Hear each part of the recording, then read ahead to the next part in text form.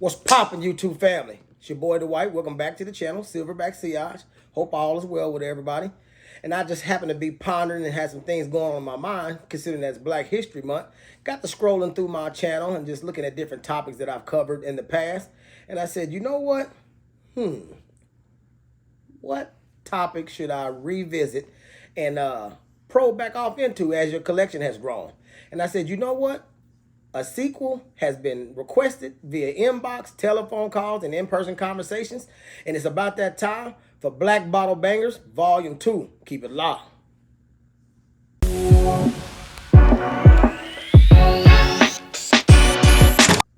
Well, let's get right down to the meat and potatoes. Today, like I said before, I'm actually going to probe back off into Black Bottle Bangers, but this is Volume 2. Let's get it. First fragrance on the list, Versace Pour Homme Noir.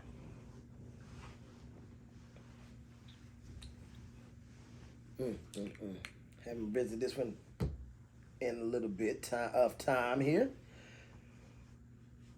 Top notes of black pepper, bitter orange, and neroli. Mid notes of saffron, cardamom, and olibanum. Base notes of agarwood, be it oud, and patchouli, and leather wood. But what do you actually get with this one? You kind of get a Tom Ford's oud wood vibe, but it's not quite as woody, in my opinion, than that, because it's a little bit more of a powdery nuance in there. Out of those notes, you get the saffron, you get the cardamom, but you definitely get the oud. But it's a very wearable oud, not medicinal in no way, shape, or form. It's one that you can actually wear to the office. You can wear when you're suited and booted. Anything of that magnitude. A very, very crowd-pleasing oud. So it's not barnyardish, not at all. Number 2 on my list here. And we're going to go to the house of Yves Saint Laurent within the Y line. And we got the Y Eau de Parfum, Le Parfum, actually, to be exact there. Another delightful, sweet scent. What do you get with this one?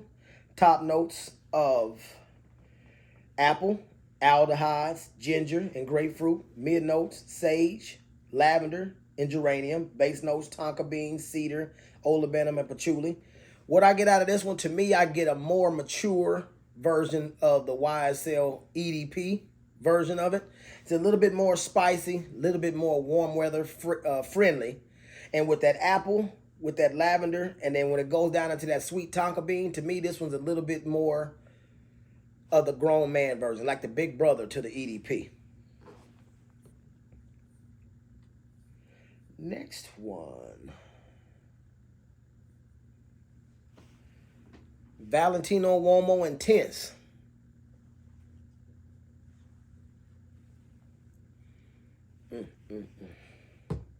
Delightful scent there. It's that powdery version of Iris is basically what you get out of it. But as it begins to dry down, the vanilla and the leather actually comes into play with this one here. It's a wonderful scent.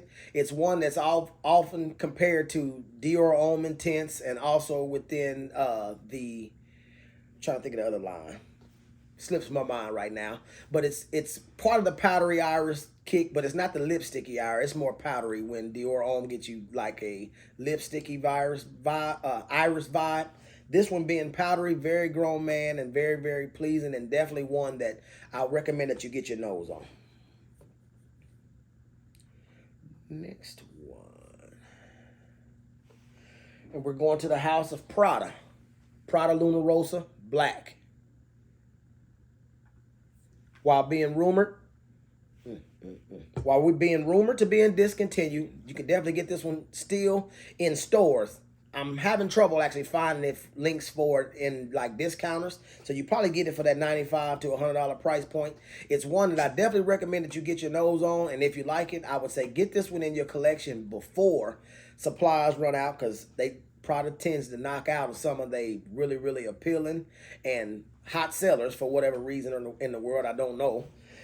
What you get with this one, you get top note of bergamot, angelica, and patchouli. Base notes of cormon and amber and musk. But what I get is that angelica which mixes in with that powdery iris kind of tint to it, but it does have some spice as it dries down. A very, very unique scent profile, one that I've never smelled in other fragrances that I've actually have within my collection, and I don't have a lot of collections with Angelica, so that definitely makes it unique. Next one. We're going to the house of Azzaro with the most wanted parfum, so to speak. Now this one here, extremely sweet. What you get with it, top notes of cardamom, mid notes of toffee, and amberwood. Now the toffee note in this one reigns supreme throughout the whole fragrance. It begins to dry down, and since that note breakdown is so small, I know for a fact that there's got to be a little bit more going on, because me, I kind of get a little bit of a tonka bean within there, but that toffee notes kind of give you like a caramel type of sweetness to it. Very, very mass appealing, perfect for your fall and your winter time. And within this line, with the exception of probably Tonic, which I've never actually tried, all of them with this cylinder bottle that looks like the gun revolver, got some punch to them, some longevity to them, and this one here also, if I'm not mistaken, has some ambroxan, so it definitely projects a little well and leaves a really, really good scent trail or sillage. Next one, we're gonna go to the house of Viktor and Rolf with Spice Bomb Extreme. Another very, very popular scent profile that is on most people's list when it comes to winter time. Definitely mine too. What I get with this one, you get that spicy cinnamon, you get some vanilla, and I want to say that there's also some tonka bean in this one here, but I don't get a whole lot of that one. This one's definitely spicy with the cinnamon, with that vanilla dry down, so it definitely will reach out and grab some attention for you there, but it's a cold weather staple.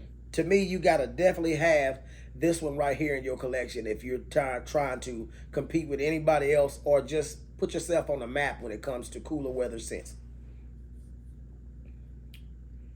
Next one. We're going to the house of Mont Blanc with Explorer. Mont Blanc Explorer. Now this one here most frequently gets the reputation for being an Aventus inspired fragrance. I get a lot of that, but versus this one having bergamot in the opening and Aventus having pineapple, this one just gives you a little bit of that smoky vibe, but I would have to say it kind of does its own thing as it begins to dry down. With this one, you get top notes of bergamot, pink pepper, clary sage, mid notes of Haitian vetiver, leather, ambroxan, and base notes of alligator wood, Indonesian patchouli leaf, and cacao pod. Don't really get much of a chocolatey vibe with this one, but as per the bottle, you do get that leather. In the opening, you get that bergamot. I would have to say, as far as smokiness, I'm assuming that the pink pepper and the clary sage mix is what's giving me the little bit of smoky vibe that you get from it. But to me, the bergamot leading to that leathery dry down is what sets it apart from Aventus, because Aventus doesn't give me any point of a leather vibe, but it does give you the smokiness and the fruity opening. Next one, we're going to the house of Dior with Dior Sauvage Elixir. Now this one here, once again, I recommend that every man alive gets his nose on this one right here. What I get with it is a cinnamon opening. You get some nutmeg in there too, so it's double the spice. It's the most mature version to me within the Dior Sauvage family, but it strays the furthest away from that original DNA that gives you the ambroxan, the blue fragrance vibes, bunch of pepper. This one's spicy in a different way with the nutmeg and the cinnamon, but as it dries down, you begin to get the lavender, which is, going throughout, a little bit of grapefruit, and that's the vibe that you get. Very, very grown man. If you're looking to make a statement within that family of fragrances, the Elixir is the way to go. Next one, we're gonna go to the house of Maison Francis Kurkdjian, and that's Oud Satin Mood. the Eau de Parfum concentration there. Now this one here is a definite statement maker with the Turkish rose and the Bulgarian rose leading to that oud that reigns supreme throughout the whole fragrance. So you got two different types of rose. You got oud, a very, very grown and sexy type of fragrance that to me is best represented when you display this one on special occasions, going somewhere nice, anniversary night, stuff of that magnitude, because then that's when you want to break this one out. This is not that one that you spray on and go to the grocery store and vibe out with. With this one, you get top notes of the Turkish rose, Bulgarian rose, and the oud with a little hint of vanilla in there. But like I said, both sets of roses and that oud is what reigns supreme in this fragrance. Definitely setting it apart from a lot of things that I've ever smelled and anything in my collection. And last but not least, we're going to my now potentially second favorite house out there, and that's Bond No. 9's Lafayette Street. A delightful unisex fragrance. But what's crazy about this fragrance right here, you can spray it on yourself and you can spray it on your significant other, being your wife, and it'll smell completely different on her to a certain extent. You'll get a lot of the nuances out of it, but on a man, it takes a little bit of a different, more muskier turn. What you get with it, though, top notes of bergamot, flowery nuances, coriander, mid notes of ambroxan, apple, vanilla, and a dry down of tonka bean, ambergris, and woody notes. What I actually get out of it is a lot of ambroxan. It's very, very floral, but as it dry down, that musk and that vanilla comes to the forefront with a little bit of spice from the coriander.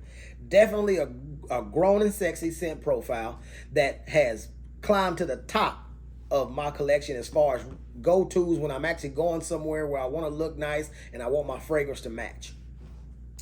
Now, these here, fellas, out of these 10 fragrances right here, if you ain't got at least 5 of them, and by no means am I in position to tell you how to spend your money or what to get with your money, but out of these 10 right here, I feel you're doing the society a disjustice if you ain't got at least 5 out of 10 of these, because the scent profiles are completely different in most cases throughout the whole lineup right here, and it definitely sets you apart from the average man that just goes to get your typical blue fragrance or whatever that is at the counter of your neighborhood Macy's and Dillard's.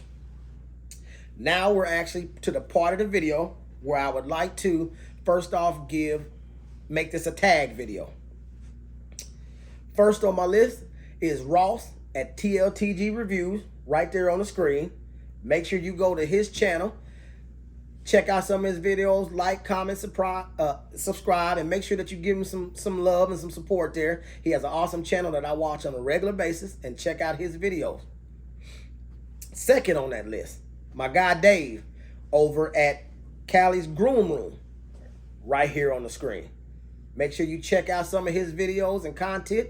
Like, comment, and subscribe, and show him some love because he has some awesome content as well.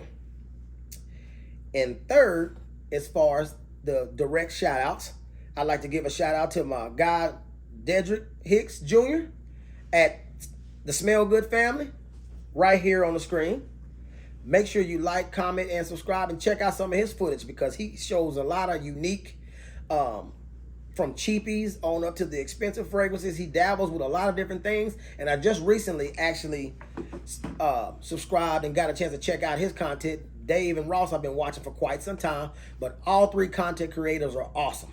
They make great content. They give you a good, honest opinion, whether it's a fragrance that somebody shipped out to them or it's one that they spent their hard-earned money on. They give you an opinion that you can actually rock with, and over time, you may get to trust them to the point to where you allow them to help you grow your collection. And also within this video, I like to extend it out to anybody that makes fragrance-related content. Make sure that you can, show us what your black bottles are. And if you own any of these or have them in your collection, whether it's new or you've been having them for a while, leave a comment in the comments and let me know exactly what you think of them. Other than that, make sure you like, comment, and subscribe. That's my time. Peace.